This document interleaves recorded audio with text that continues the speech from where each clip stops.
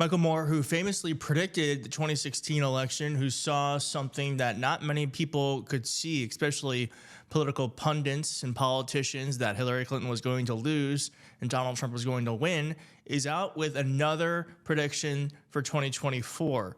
But first, here's that shocking 2016 prediction that he made that made a lot of people really upset.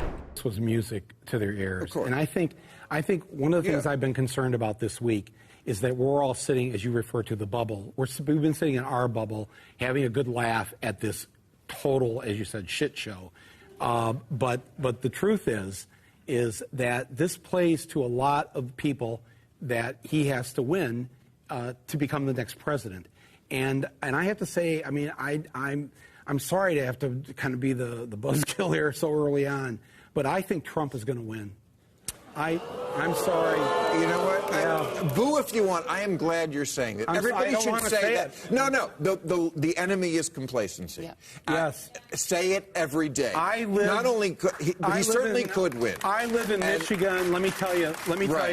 What it's going to be the Brexit strategy.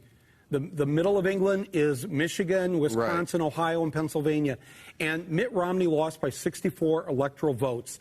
The total electoral votes of those 4 states in the Rust Belt, 64. Yeah. All he has to do is win those 4 states. And I'm telling you, I was there during the Michigan primary, and he went there in front of the Ford, and he said, I'm telling you right now, they moved this factory to Mexico. I'm putting the tariff on the cars, and that's it. And it was music to people's ears, and more people in Michigan, in the Michigan primary, voted Republican than Democrat in the Michael Moore might be psychic because Michigan, Wisconsin, and Pennsylvania, all states he mentioned, all states he said would have to fall in order for Trump to win, did fall, were flipped, and Donald Trump did end up winning because he did speak to middle-class grievances, something that Michael Moore saw, and as you heard from that audience, something the audience rejected instantly. Now, this might feel like it was about 200 years ago. It wasn't. It was 2 years ago, but there was this talk about a red wave in the 2022 election that never materialized, but that was the conventional wisdom at the time.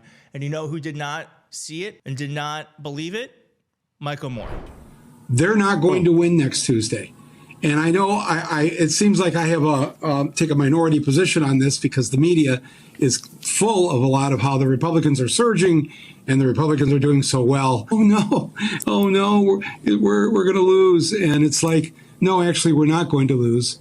There's more of us than there are of them. So Michael Moore has kind of an ear to the ground when it comes to what working class voters are responding to, what their concerns are, and who they are going to vote for. Let's see what Michael Moore is saying about this election in 2024. Well, I honestly think we're going to have one of our largest turnouts ever. I don't think that many people are going to stay home. I certainly hope not, because of everything that's at stake. But this happens every time with Democrats, because Democrats, they're such a frightened group of people. People, they still think that Trump is going to win. This is kind of shocking to me. Like, don't you live with people? Are you not aware that there's going to be a tsunami of women voting between now and Election Day? So there you go. Michael Moore thinks Kamala Harris is going to win. Very exciting. I personally believe he is right. But as it pertains to the polls, he was asked, what about these close polls? Don't you think it's going to be close? And here's what he has to say about that. Do you not put credence in those polls that show what is a dead heat here? I don't think it's a dead heat. I think, and I'm not saying I don't put credence in them, but I'll just go back to the morning of Election Day 2016 on the front page of the New York Times, where, according to their latest poll, said that Hillary, quote, has an 85% chance of winning today's election. Trump only has a 15% chance. That was the morning of the election. All right. No, I don't think people should be running their lives based on these polls. I'm going to borrow Michael Moore's confidence today because I do not believe that is not a dead heat. It feels like a dead heat. I look to you, who live in the swing states to let me know how you feel about it, because being here in Washington, D.C., it definitely feels a lot different than it maybe would if I lived in Michigan or Wisconsin or in any other swing state. Even if I lived in Florida, maybe I would have a better sense of it. But certainly being in a super blue area like Washington, D.C., it's entirely difficult to make a kind of a sense of where we stand in things, where normal voters stand in this sort of election. And in 2016, I actually did have a sense that Trump was going to win. I remember I lived in New York at the time, but I was still on Facebook, and I'm from Macomb County, Michigan.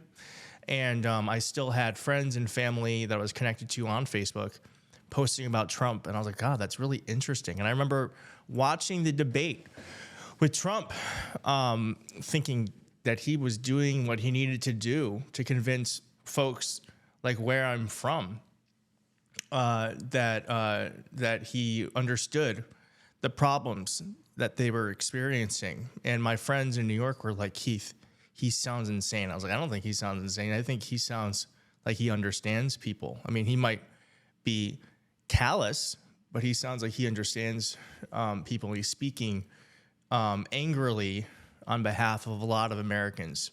So it wasn't a shock to me when Trump won, but it certainly was very disappointing and frightening. But it does feel different this time. It doesn't feel like 2016 part 2. They're trying to do it again with Jill Stein and everything else. But and here is Bill. I just want to end it with this. Here is Bill Maher. Bill Maher, who in 2016 was, he was not sure if Hillary was going to win. Here's Bill Maher talking about the election. Amount of time, the gap between repeat the mistake gets shorter and shorter. I mean, Trump was only president 4 years ago, and they seem to have completely have amnesia about what that was like. Give us a few weeks.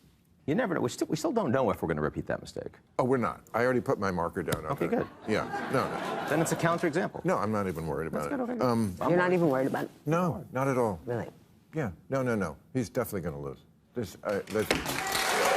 You can just feel it. You can just feel it. I hope you're right. No, I said it weeks ago. I know. And now the polls are, but the polls will be even on election day. I promise you. Don't worry about it. Don't think about it. I don't think about it. Just don't think about it. What do you think about it? And then even if he does win, well, you wouldn't have gone through all that stress. I don't know what's wrong with you young people. You think you just fell out of a coconut tree?